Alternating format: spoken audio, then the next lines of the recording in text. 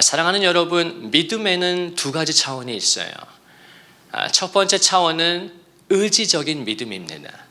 그 의지적인 믿음은 뭐냐? 내가 믿는 거예요.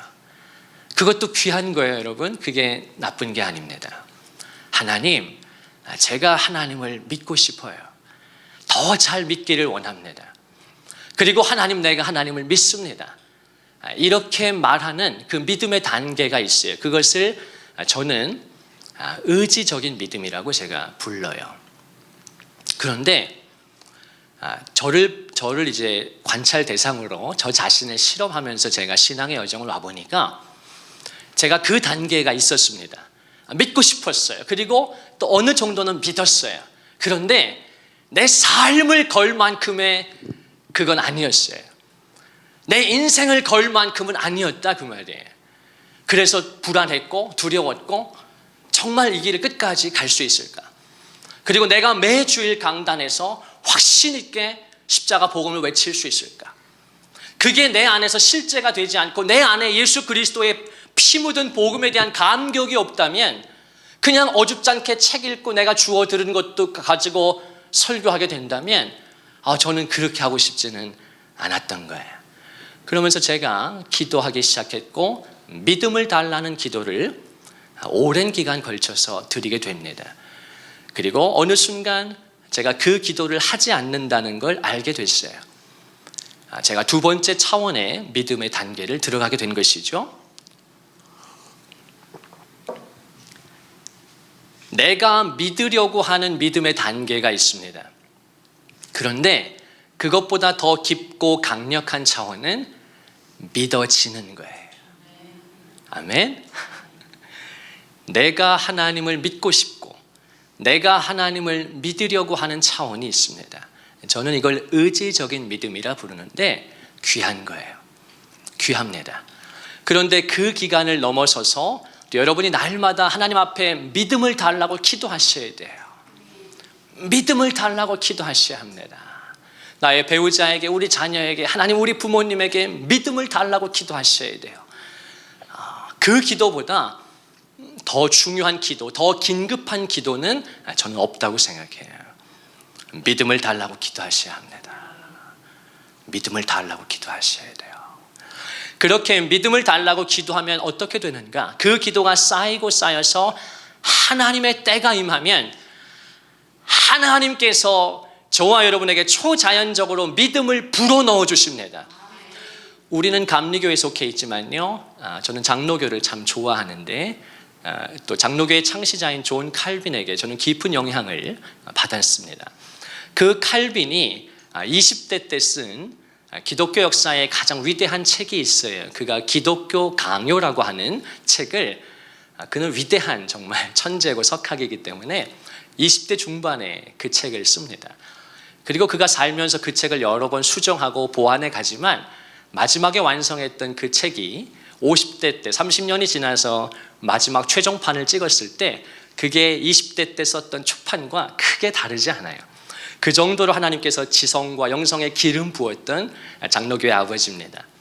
그 존 칼빈의 기독교 강연을 보면 그가 뭘 얘기하는가? 믿음에 대해서 이야기할 때 칼빈이 그렇게 말합니다.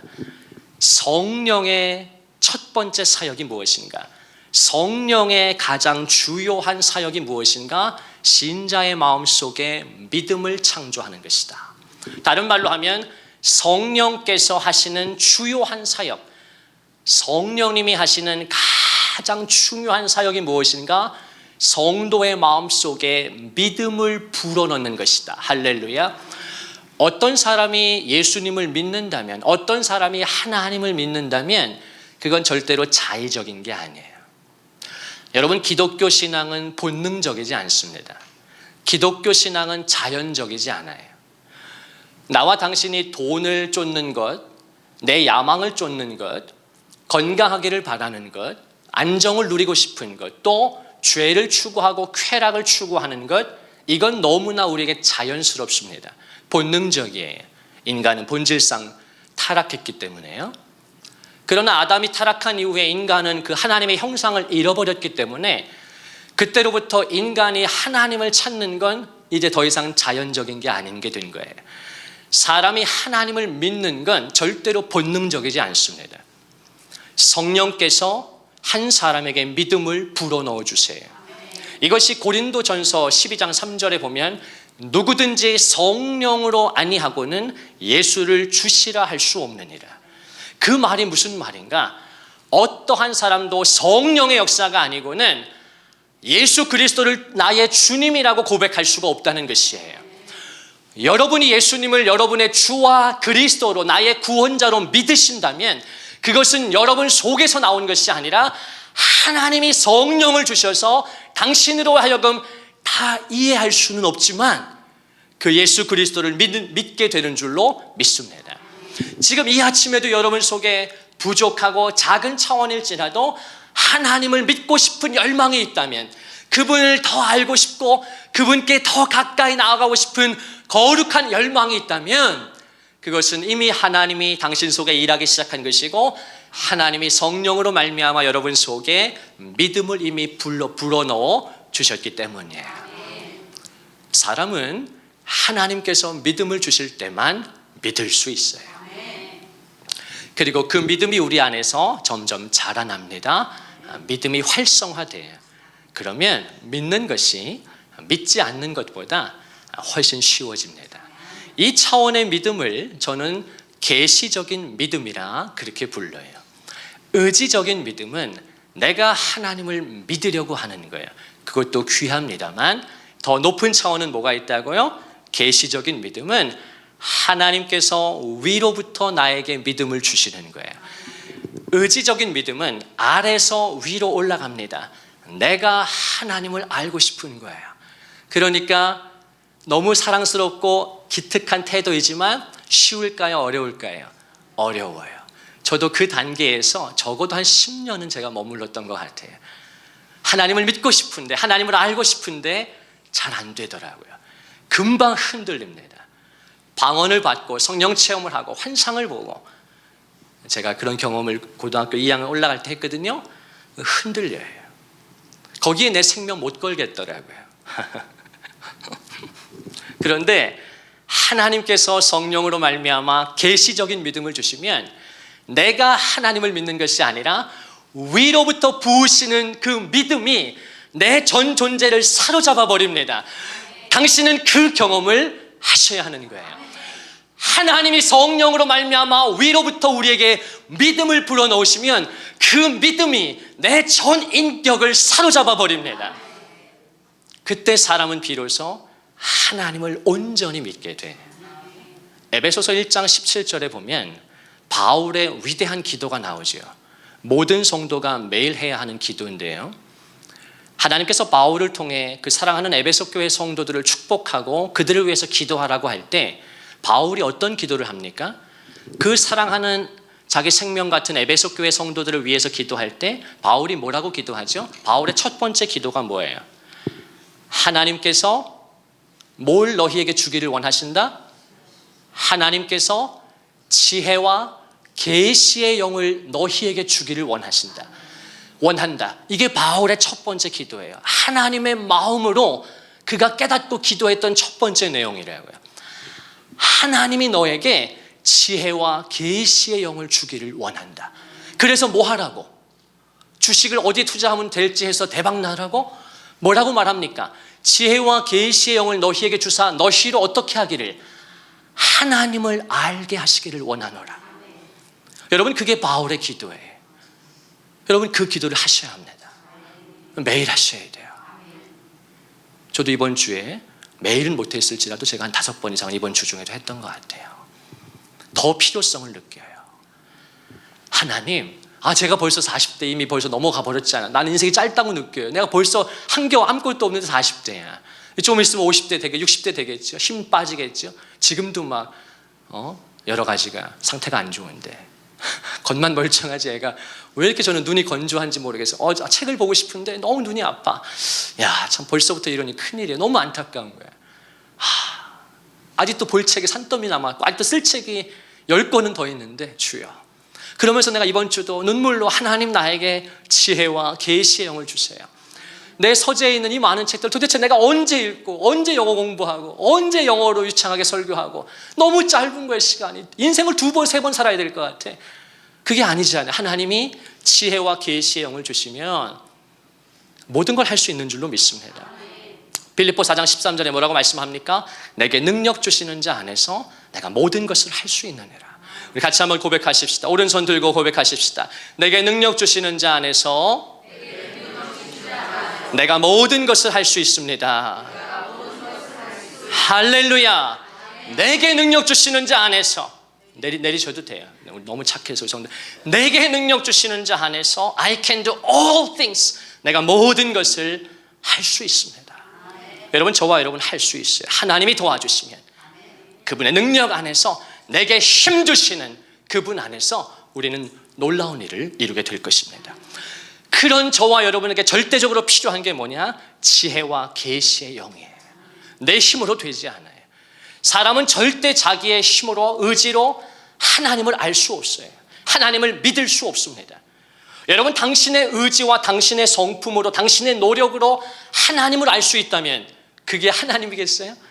당신이 조금 노력해서 애써서 하나님을 믿을 수 있다면 그게 하나님이겠냐고요. 여러분, 하나님을 모르는 건 당연한 거예요. 하나님을 믿기가 어려운 건 너무나 당연한 거예요. 그분은 하나님이시고 나는 먼지와 티끌에 불과하니까요.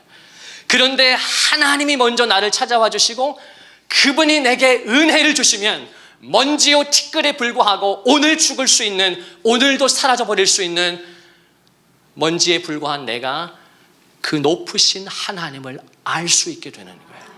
그분을 믿을 수 있고 그분이 나를 사랑하시고 내 삶을 책임지시고 나를 포기하지 않는 그 하나님의 열심에 눈을 뜨게 돼요. 그럼 그게 그렇게 고마울 수가 없어요. 그게 그렇게 감사할 수가 없어요.